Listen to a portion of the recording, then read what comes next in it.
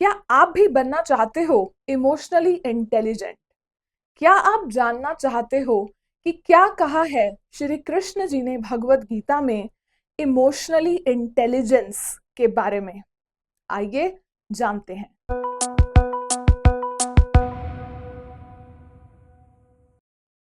नमस्ते, हरि बोल। मैं विजयलक्ष्मी आप सभी का पॉजिटिव हिंदी के इस नए एपिसोड में स्वागत करती हूँ।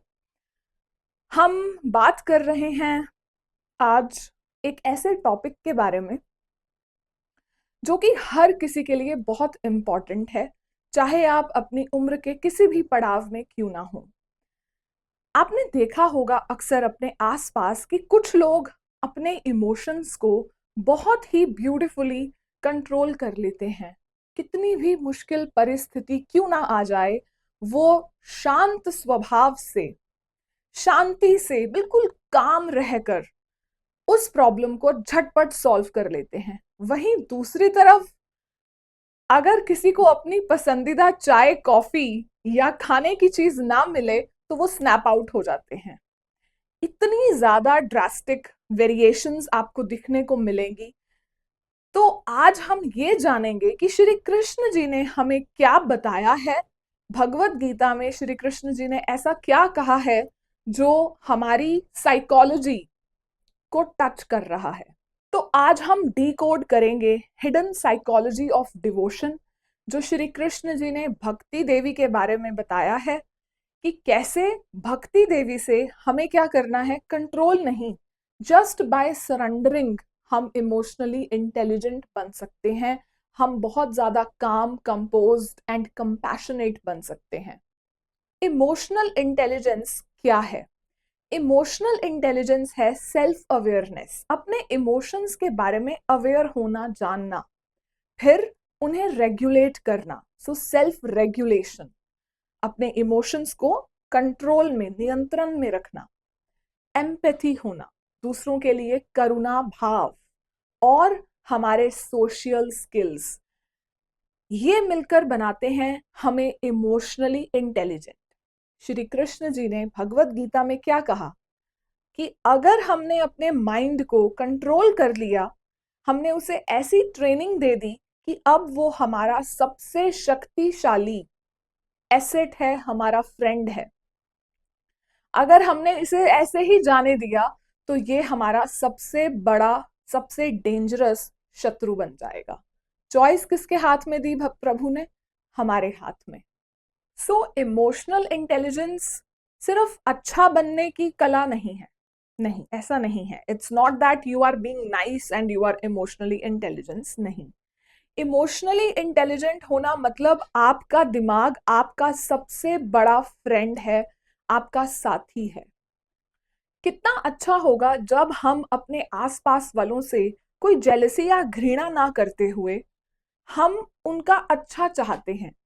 ये भी शो करता है कि हम ना सिर्फ इमोशनली इंटेलिजेंट हैं, लेकिन हम कृष्ण जी के सेवक हैं। अब हम देखते हैं कि इमोशनल इंटेलिजेंस और भक्ति का रिलेशनशिप क्या है। जब हम सेल्फलेसली अपने हर कर्म श्री कृष्ण जी को अर्पित कर रहे हैं, out of love, uninterrupted, unconditional love, कोई लालच नहीं है कि कृष्ण मैं ये करूंगी तो बदले में ऐसा करना, नहीं। जब वैसा कोई भाव नहीं है और हम सेल्फलेसली उनके लिए काम कर रहे हैं, उनके लिए ही सब कुछ अर्पित कर रहे हैं, तो दिस इज भक्ति। हमने हमारी भक्ति योगा सीरीज में भी देखा आ गया, जब ऐसा भाव आ गया तो हम अपने आप ही, जब हम भक्त बन गए, तो अब हम हर एक में, अपने कोवर्कर्स में, अपने फ्रेंड्स में, अपने रिलेटिव्स में क्या देख रहे हैं? श्री कृष्ण को। और अब हम उन्हें हर्ट नहीं करेंगे कि if I hurt them then I will be hurting Shri Krishna. इनको तकलीफ देकर श्री कृष्ण को ही तकलीफ देने वाली बात है। तो ये क्या हो गया? भक्ति ने हमें क्या बना दिया? इमोशनली इंटेलिजेंट बना दिया। मॉडर्न इमोशनल इंटेलिजेंस क्या कहती है? अपने इमोशंस को कंट्रोल करो, कंट्रोल कर दो, जकड़ जाओ। लेकिन भक्ति क्या कहती है? भक्ति कहती है offer it to Shri Krishna, let it flow and offer it to Shri Krishna. गुस्सा है, एंजाइटी है, डिप्रेशन है, एगनी है, एग्रेशन है, कुछ भी है, किसी भी तरह का इमोशन है, just offer it at the lotus feet of Shri Krishna. उसे श्री कृष्ण जी को अर्पित कर दो। फिर क्या होगा कि श्री कृष्ण, आज मुझे बहुत गुस्सा है, ये लो आपको अर्पित, मुझे नहीं पता how to handle it, please handle it for me. And Shri Krishna will do that.